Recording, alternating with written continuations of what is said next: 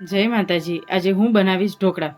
તો તેના માટે મેં ઢોકળાનો લોટ લીધો છે. તેની રેસીપી મેં પહેલાં જ યુટ્યુબ વિડીયોમાં આપી દીધેલી છે. અને ચણાની દાળ, 1 ચમચી મેથી અને દહીં.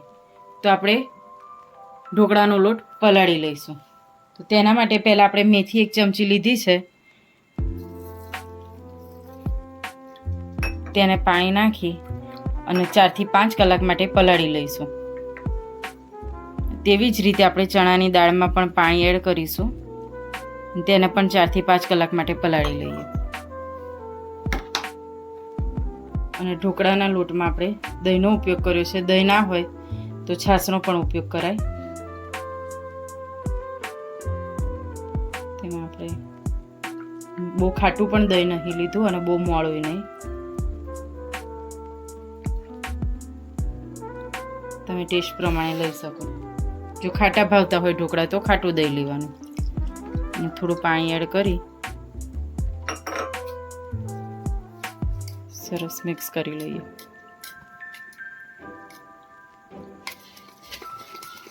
તો આપણે આટલું જાડું ખીરું રાખીશું અને આવી રીતે સરસ 10 મિનિટ માટે ફેટી લઈએ. એટલે આથો પણ સરસ રીતે આવે એટલે. અને હવે તેને 4 થી 5 કલાક માટે ઢાંકીને રહેવા દઈશું. પછી આપણે ઢોકળા બનાવીએ. હવે આપણે ઢોકળા માટેની સામગ્રી જોઈ લઈએ. અને આપણા ઢોકળાના લોટમાં પણ સરસ આથો આવી ગયો છે. એકદમ આથો આવી ગયો છે. આખી તપેલી ભરાઈ ગઈ એટલો સરસ આથો આવી ગયો છે. હવે તેમાં એડ કરવાની વસ્તુ આપણે જોઈ લઈએ. તો ચણાની દાળ જે પલાળી રાખી હતી તેને આપણે મરચાં કટરમાં આવી રીતે અધકચરી કરી લીધી છે. લીલા મરચાં કટરમાં કટિંગ કર્યા. ખાંડ, અજમો, હળદર, લસણ અને મેથી પલાળેલી અને મીઠું. તો હવે આપણે બધી સામગ્રી એડ કરીશું. અને આપણે શિયાળામાં જો બનાવતા હોઈએ તો અને મસાલાવાળા બધા બનાવવા હોય ઢોકળા તો આપણે તેમાં દૂધી, મેથી, લીલા ધાણા બધું જ એડ કરી શકીએ. પણ હું સિમ્પલ ઢોકળા બનાવું છું એટલે તેના માટેનું ખીરું બનાવી લઈએ. હવે આપણે તેમાં અજમો એડ કરીશું. ખાંડ આપણે 2 થી 3 ચમચી. જેને ખાટા ભાવતા હોય તે ખાંડ સ્કીપ પણ કરી શકે છે. હવે તેમાં ટેસ્ટ પ્રમાણે હળદર અને આપણે મરચાં કટરમાં જે ક્રશ કરી હતી એ ચણાની દાળ એડ કરીશું. એ ઢોકળા ખાવામાં ક્રન્ચી ટેસ્ટ બહુ સરસ આવે છે. હવે બધી જ વસ્તુને મિક્સ કરી લઈએ.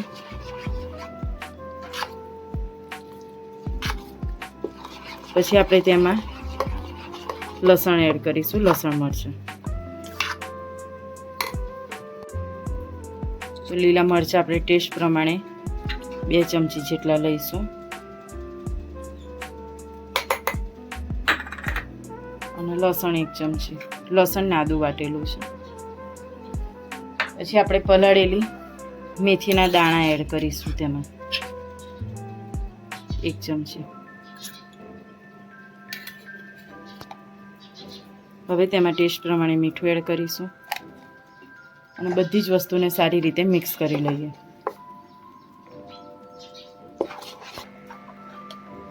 બધી જ વસ્તુ સરસ મિક્સ થઈ ગઈ છે અને આપણું ખીરું પણ સરસ બન્યું છે. તો હવે તેને ઢાંકીને 15 મિનિટ માટે રહેવા દઈશું. ત્યાં સુધીમાં ખાંડ ને બધું ઓગળી જાય અને મસાલો સરસ ભળી જાય ત્યાં સુધીમાં આપણે રેડ અને ગ્રીન 2 ચટણી ઢોકળા સાથે ખાવાની બનાવી લઈશું. તો ઢોકળા માટેની ગ્રીન ચટણી બનાવવા માટે મેં તલ લીધા છે 2 ચમચી, સિંગદાણા, ખાંડ 1 ચમચી અને મીઠું ટેસ્ટ પ્રમાણે. આપણે પહેલાં તેને મિક્સરમાં બ્લેન્ડ કરી લઈશું. તો હવે મિક્સરમાં સરસ બ્લેન્ડ થઈ ગયું છે.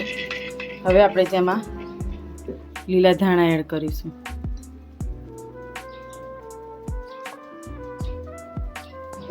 હવે તેમાં 3 લીલા મરચાં અને લીંબુનો રસ એડ કરીશું. હવે આ બધી જ વસ્તુને મિક્સરમાં બ્લેન્ડ કરી લઈએ. હવે આપણી ચટણી બનીને સરસ તૈયાર છે. હવે આપણે બનાવીશું રેડ ચટણી લસણની.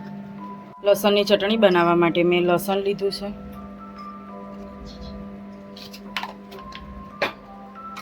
તેમાં જીરું એડ કરીશું,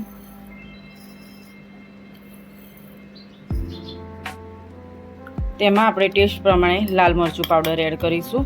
તો આપણે 3 ચમચી જેટલો લાલ મરચું પાવડર લીધો છે તે એડ કરીએ. હવે ટેસ્ટ પ્રમાણે મીઠું એડ કરીશું અને બધી જ વસ્તુને સરસ રીતે ખાંડી લઈએ. તો આપણી ચટણી સરસ વટાઈ ગઈ છે. હવે તેને મિક્સરમાં પણ કરી શકાય અને આ જે વાસણ છે તેમાં આપણે પાણી એડ કરીશું, ચટણીમાં એડ કરવાનું, તેને પણ સરસ મિક્સ કરીશું. ચટણીના વઘાર માટે તેલ મૂકી દીધું છે, તેમાં આપણે રાઈ એડ કરીશું. રાઈ તતડે પછી તેમાં હિંગ એડ કરીશું.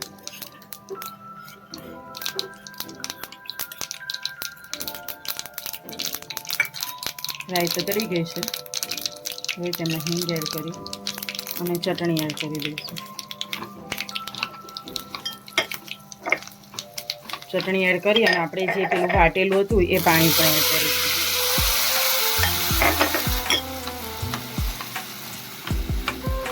બધી વસ્તુને સરસ રીતે મિક્સ કરી લઈએ. તો હવે આપણી ચટણી સરસ થઈ ગઈ છે અને તેલ પણ છૂટું પડી ગયું છે. તો ઢોકળા સાથે ખાવાની તીખી ચટણી લસણની તૈયાર છે. આપણે ઢોકળાને સ્ટીમ કરવા માટે મૂકીશું. તો તેના પહેલાં આપણે અડધી ચમચી જેટલો ટાટાના સોડા લીધા છે, એને લઈ અને સરસ મિક્સ કરી લઈશું.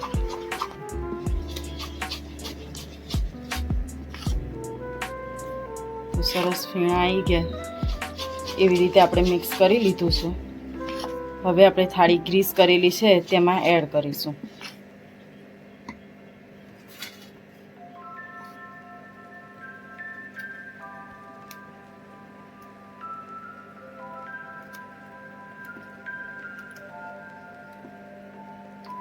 તો તમારે જો જાડા ખાતા હોય તો થોડા જાડા બનાવવાના, નહીંતર પતલા પતલા ઢોકળા બનાવી લઈશું. હવે આપણે તેને સ્ટીમ કરવા માટે મૂકી દઈશું. અને ઉપરથી તેમાં આપણે થોડું લાલ મરચું પાવડર સ્પ્રિંકલ કરીશું અને ઢાંકીને 10 થી 15 મિનિટ માટે સ્ટીમ થવા દઈશું. હવે આપણે ચેક કરી લઈએ. આપણા ઢોકળા થઈ ગયા છે. ચપ્પામાં બિલકુલ ચોંટતું નથી પણ. હવે આપણે તેને બહાર કાઢી લઈશું. આપણા ઢોકળા ગરમ છે તેના ઉપર આપણે સિંગ તેલ એડ કરીશું અને હવે તેને સરસ રીતે સ્પ્રેડ કરી લઈએ.